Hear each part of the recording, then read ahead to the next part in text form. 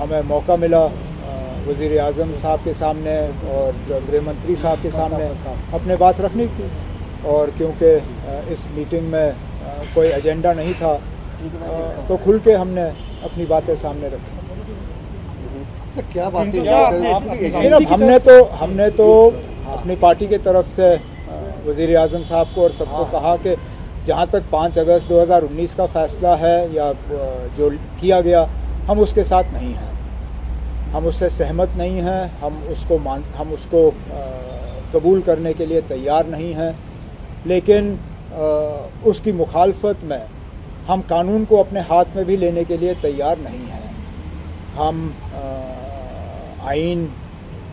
या इस मुल्क के संविधान के तरफ से जो हमें इजाज़त दी जाती है अदालत का इस्तेमाल करने की,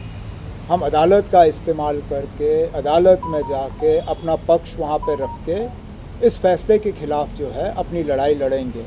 और उम्मीद करेंगे कि हमें अदालत से जो है इंसाफ हासिल होगा। लेकिन उसके साथ साथ वज़ीर आज़म साहब को ये भी हमने समझाया कि एक विश्वास टूट चुका है जम्मू कश्मीर और केंद्र के दरमियान। उस विश्वास को दोबारा कायम करना वो मरकज़ की जो हुकूमत है सबसे पहले तो उनकी ज़िम्मेदारी है, और उसके लिए जो कदम वज़ीर आज़म साहब उचित समझें, सही समझें, उनको वो कदम उठाने चाहिए। वज़ीर आज़म साहब ने बात बिल्कुल मतलब एक अच्छे माहौल में सुना, और हमने उनसे गुजारिश की कि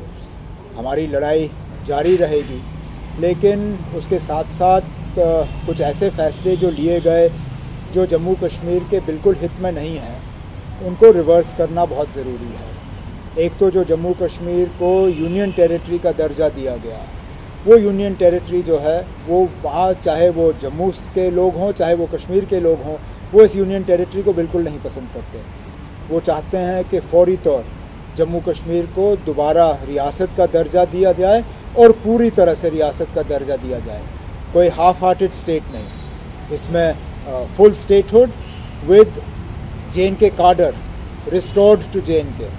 not UT cadre, not any other cadre. JNK must be restored its full statehood and must be restored its own independent cadre.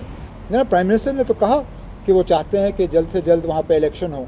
और एक चुनी हुई सरकार आ जाए, और चुनी हुई सरकार जो है वहाँ के लोगों के लिए फिर फैसले लें। उन्होंने खुद माना कि ब्यूरोक्रेटिक गवर्नमेंट जो है वो लोगों को कभी कबूल नहीं होगा,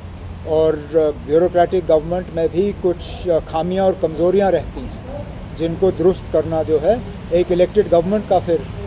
काम बन जाता है। तो but election as a UT और election as a full state, लेकिन अब हमने तो, और इसमें एंड में आज़ाद साहब ने बात की, उन्होंने कहा कि स्टेटहुड जो है पहले रिस्टोर होना चाहिए और उसके बाद इलेक्शन होने चाहिए। वज़ीर आज़म साहब ने इस पर कुछ कहा नहीं, लेकिन आगे देखते हैं आगे क्या होता है। क्या फुल स्टेट में लद्दाख शामिल होगा?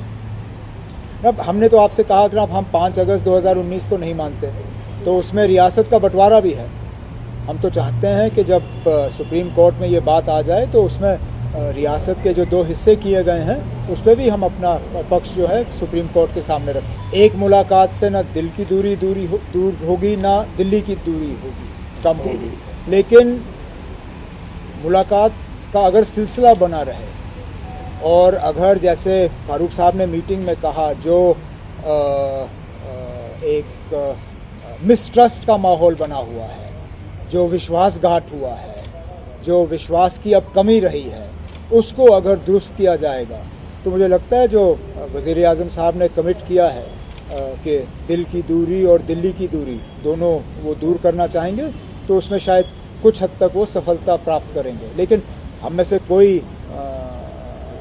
शायद